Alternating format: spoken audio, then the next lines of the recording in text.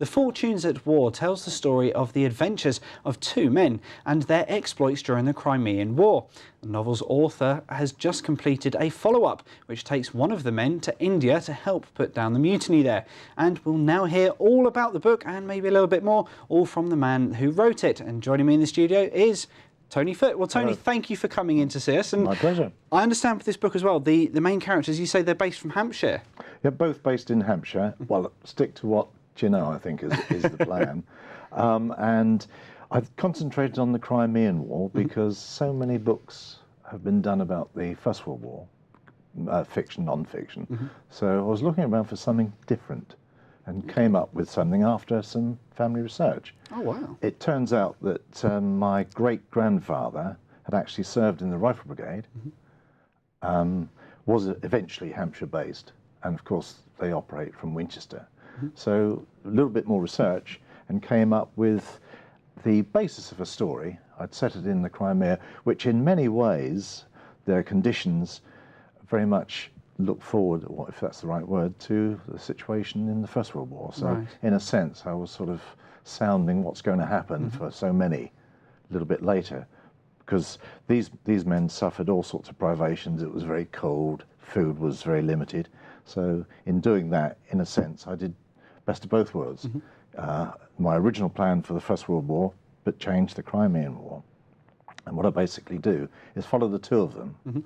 One comes from one end of the village and one end of society. The other comes from the poorest end. But little do they know, well, one knows, but little does one know that they're actually related. Wow. And as they go through the privations in the Crimea, the one who doesn't know begins to wonder why the fellow, the officer, who seems to, well, the Rifle Brigade did treat their men differently to most other regiments.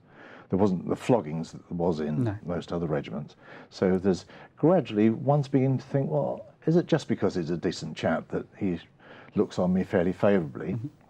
They had met a few times when he was a boy, because he's a little bit younger than the officer, been caught out in the library of the big house, where he shouldn't be. And he wondered why he was encouraged with his reading. But of course, little does he know that he's actually related to people from the big house. And of course, that sort of situation actually did happen in those days. I say, as many families will have sort of the dark horse sort of story, and so there's actually a lot of fact within this fiction, if you like. I have to say we've got one or two in my own family. On my father's side, going back to great-grandparents, having done some family research, it all begins to come out the cupboard, you know, tumble out. But yeah, and then they go to the Crimea. They take part in several missions, which my great-grandfather was involved in a couple of things getting very close to the besieged town of Sevastopol. So who knows, he may have done some of what my fictional character actually got up to. And tell me about some of the Hampshire locations that are actually within the book. Well, I live reasonably close to a place called Durley, and I've actually changed it to Lower Durford. Right.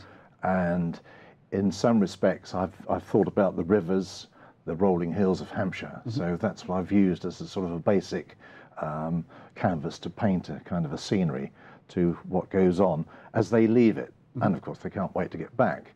And of course, this will follow on into the second one when one of them ends up going to India. Can't wait to get back.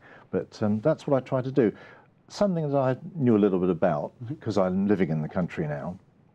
I'm also quite familiar with the sort of area that one of them, John, might very well have walked down. And a particular thing, on the way from one part of the village to another, I happened to walk through a path with apples just fallen from the tree, and the scent and the crunch of the apples sticks in the head and is in there. So, and that's all sort of themes that your publishers have tried to recreate in the cover of the book as well. Cover, I mean, maybe if you just hold it up so with the people at home can have a look and see. But you say that this is actually a Hampshire Pond in the background there as well. It's based on my vision of a Hampshire Pond, and of course the young man who actually is involved in a scene whereby he shouldn't be there because it's someone else's land. It's the rich people down the other end of the village, and he's there, and he sees a party of the some of the local young women marching towards the Pond. Wow. I shall stop there because take it what you like on Well, that. But you have to read the book to find out more. You need to read the book to find out more, yeah. And then, of course, he moves on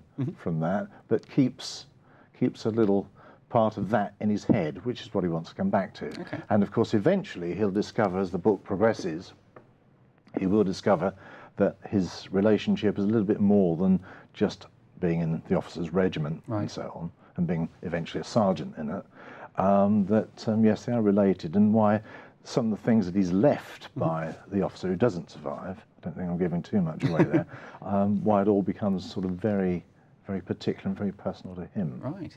Well, this book obviously is out on all good bookstores, but when can we expect the follow-up?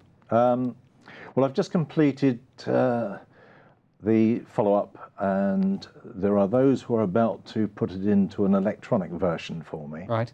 And then I will submit it, and then it goes through a fairly lengthy progress, which takes months, but it's well worth it because there are mistakes that I would have made, spelling mistakes, which need to be checked.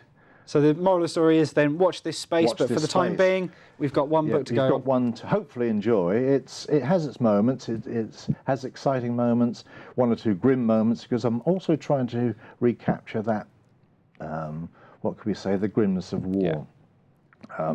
These men are attacking a fortified town, and they're only about 300 or 400 metres or less, with cannon fire, grape shot whistling over their heads, and it's a dangerous time to be around. Definitely sounds. I really feel for the riflemen and all the other regiments that were involved in this, and of course this is the time too of Florence Nightingale, and also of another unsung heroine, Mary Steequel. Wow. Well, it sounds like you've got an awful lot going on in this book, and certainly a lot more going on into the sequel, but I'm afraid that's all the time we've got to talk about it today. But Tony, thank you very much for coming in to speak to me. Thank you very much for inviting me. Thank you.